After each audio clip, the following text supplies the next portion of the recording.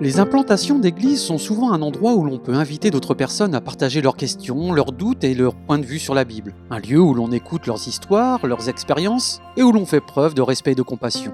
Ce qui permet de construire la confiance et l'amitié et aussi de démontrer l'amour du Christ. Jonathan est le pasteur de Cerro, une église qu'il a aidé à lancer à Madrid, en Espagne. Il est également directeur associé du centre Mission Globale pour la mission laïque et post-chrétienne. L'objectif de ce centre est de mieux comprendre les personnes habituées aux idées de la société moderne actuelle et de les aider à vivre une véritable expérience avec Dieu. Il a découvert que les personnes qui ne se sentent pas à l'aise dans une église traditionnelle déjà établie sont souvent prêtes à rejoindre un nouveau groupe en développement qui leur paraît plus amical, plus authentique et plutôt diversifié. Aujourd'hui, l'Espagne est le pays le plus sécularisé. Elle a le taux de laïcité le plus élevé d'Europe. Jusqu'à 60% de la population ne croit pas en Dieu, ou du moins ne pratique aucune religion. Aussi loin qu'elle se souvienne, la relation de Sylvia avec Dieu a connu des hauts et des bas. Son enfance passée dans une école chrétienne l'a amenée à penser que Dieu était strict. Mais elle se demandait s'il n'y avait pas plus que lui. Et elle a donc commencé à chercher. Je ne me souviens plus de ce que j'ai écrit, mais un jour j'ai cherché sur Google et j'ai trouvé Cerro. J'y suis allée seule et à ma grande surprise, je me suis sentie très à l'aise. J'ai apprécié l'expérience et j'ai commencé à voir Dieu sous un jour différent. Je voulais rouvrir cette porte, le laisser rentrer à nouveau dans ma vie. Je suis passée de « je ne crois pas en toi » à « cela ne peut pas être une coïncidence ». Il frappait à nouveau à la porte de mon cœur. J'ai alors commencé à le regarder d'une manière différente.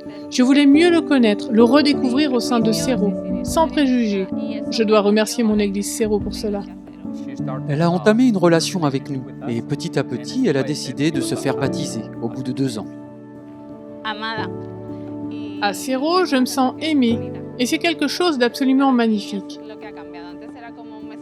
Pour moi, c'est la principale différence. Avec Dieu, habituellement, je me sentais jugée. Mais maintenant, pour moi, Dieu n'est qu'amour. Sylvia n'est qu'un exemple des personnes dont la vie a été transformée grâce à Cerro. Cette communauté continue à se développer. C'est pourquoi elle construit un nouvel espace pour accueillir davantage de monde et étendre ses services afin d'aider à résoudre les problèmes de société. Nous ne voulons pas nous contenter d'ouvrir le jour du sabbat. Nous voulons un centre d'influence qui aide les personnes souffrant de troubles mentaux. Un café où nous vendrons de la nourriture végétalienne et végétarienne. Les revenus serviront à soutenir la santé mentale des personnes qui n'ont pas les moyens de s'offrir une thérapie mentale.